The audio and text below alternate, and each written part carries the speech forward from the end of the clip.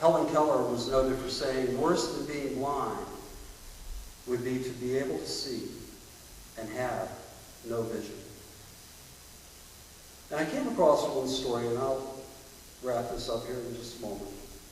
A serviceman in a foreign country took a foreign bride, and he lived overseas for many years, but for all the years that he was living overseas, he would tell her about America and about his home church and about how wonderful things were, and he'd brag and brag and brag until years later they made a trip to the States.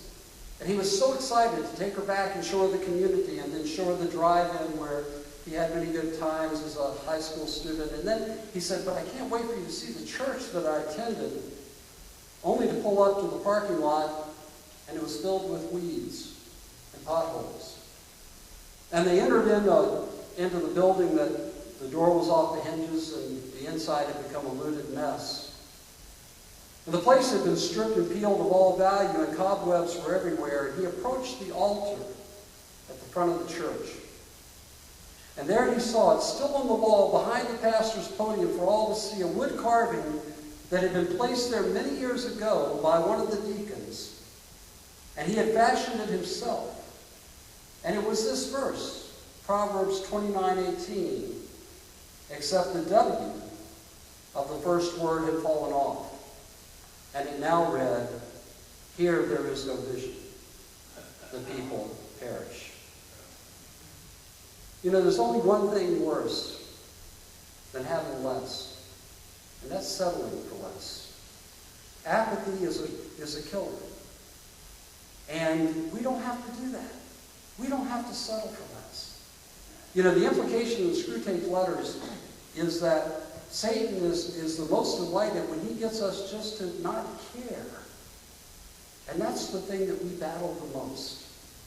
And my prayer for us as a people, for me as a pastor, for us as a church, is that God will ignite a holy fire on us and within us that will burn with such a passion for not only the lost, but even for those who call themselves saved.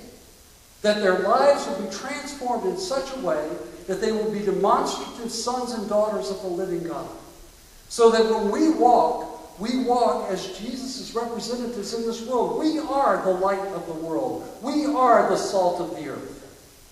When Jesus came, he was those things to this world. But he turned to his disciples and said, I am going away, and it's better for you that I go away. For if I don't go away, the Comforter won't come. But when I go away, he will come.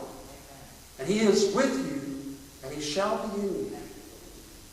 And therefore you become the light of the world and the salt of the earth. Part of it means just not giving up. It's like the old mule that fell into a hole. And you know the story. The mule fell in the hole, and the farmer said it's going to cost too much and require too much to lift him out of there, so I'm just going to bury him. So he grabbed a shovel and got a couple of friends to shovel, and they throw the dirt there, and the mule would just shake it off, and throw some more dirt on him, shake it off, and throw some more dirt and shake it off, and eventually he just raised him right on up out of the hole. Couldn't bury him. How many of us would be served if that was the kind of our attitude that we had about the things that life deals us and the difficulties that we face? I guess it comes down to that illustration by Zig Ziglar, who's a motivational speaker. And he drew great crowds, and he was able to charge $30,000 for a speech. And I guess that was back years ago, so today it would be $50,000 or $60,000. It just amazes me.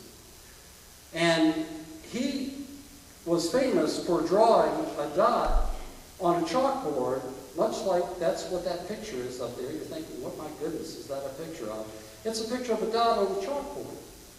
And then Ziglar would ask the people that he was paid $30,000 to speak to, what was it that they saw? What was it that they saw on that chalkboard? And each one of them would say, well, I see a dot. And at the end of the back row, after the final person, I see a dot, I see a chalkboard, I see a dot, I see a dot. Ziglar would say, herein lies your problem. Each of you sees the same little dot. And not one of you sees the 6 foot of blackboard waiting for so much more to be written upon it. Think about that in terms of your life. The story of God is yet to be written. And it's to be written on our hearts and written on our lives. So that at the end of our life, it will be a sweet story. We hear those words, "Well done, thou good and faithful servant."